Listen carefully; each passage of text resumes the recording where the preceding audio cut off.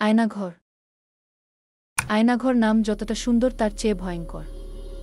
বাংলাদেশের অন্তরে, বিশ্বের চোখের আড়ালে একটি অন্ধকার গোপন স্থান লুকিয়ে আছে, যেখানে ভয় আর নীরবতা ছড়ায়।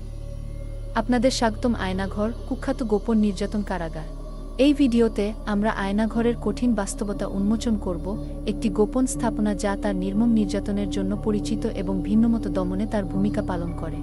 ঢাকা সেনানিবাসে অবস্থিত এই কুখ্যাত গোপন আটক কেন্দ্রটি বাংলাদেশের সামরিক গোয়েন্দা সংস্থা directorate general of forces intelligence DGFI দ্বারা পরিচালিত বলে অভিযোগ রয়েছে। আয়নাঘরকে বুঝতে হলে আমাদের বাংলাদেশের রাজনৈতিক পরিস্থিতি গভীরে বিশ্লেষণ করতে হবে। সাম্প্রতিক বছরগুলোতে দেশটি তীব্র রাজনৈতিক অস্থিরতার সম্মুখীন হয়েছে, যেখানে অসংখ্য কর্মী এবং সাংবাদিক রহস্যজনকভাবে অদৃশ্য হয়ে গেছে অন্যায়ের বিরুদ্ধে কথা বলতে গিয়ে। অপকর্মের ব্যাপারে যারা কথা বলেছেন বা লিখেছেন তাদের গুম করে আয়নাঘরে অত্যাচার করা হতো।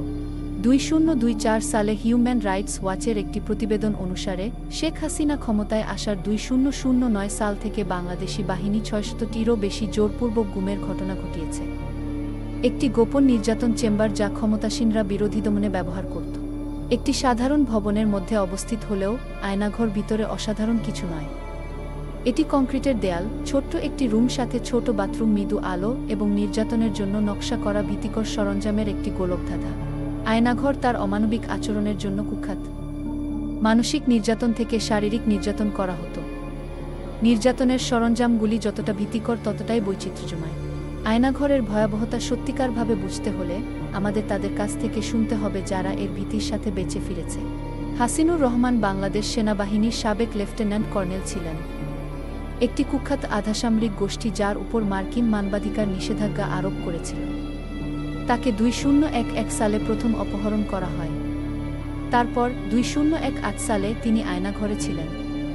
তিনি টজলেটের নিষ্কাশন ফ্যানের মধ্য দিয়ে উঁকি দিয়ে আয়নাঘরকে দেখতে সক্ষম হন। সাবেক সেনা কর্মকর্তা হিসেবে তিনি ঢাকা সেনানিবাস এলাকা সম্পর্কে বিস্তারিত জানতেন। সাংবাদিক ও মানবাধিকার কর্মীরা তাদের জীবন ঝুঁকির মধ্যে ফেলে আয়নাঘরের সত্য বের করেছেন। একটি বিশেষ তদন্ত এর অস্তিত্ব উন্মোচন করেছে। আয়নাঘরের উন্মোচন আন্তর্জাতিক নিন্দা এবং সংস্কারের জন্য আহ্বানে পরিণত হয়েছে। তবুও ন্যায়বিচারের জন্য সংগ্রাম চলতে থাকে। আয়নাঘর মানব নিষ্ঠুরতার গভীরতার একটি কঠিন স্মৃতি হিসেবে দাঁড়িয়ে আছে এবং মানবাধিকারের লড়াইয়ে সতর্কতার গুরুত্ব মনে করিয়ে দেয়া। সচেতনতা ও কর্মের মাধ্যমে আমরা এমন একটি বিশ্বের জন্য কাজ করতে পারি যেখানে এই ধরনের নির্যাতন আর কখনো পুনরাবৃত্তি না হয়। দেখার জন্য ধন্যবাদ। যদি আপনি এই ভিডিওটি তথ্যবহুল মনে করেন, অনুগ্রহ করে লাইক, শেয়ার এবং সাবস্ক্রাইব করুন আরও গুরুত্বপূর্ণ বিষয়বস্তু পাওয়ার জন্য।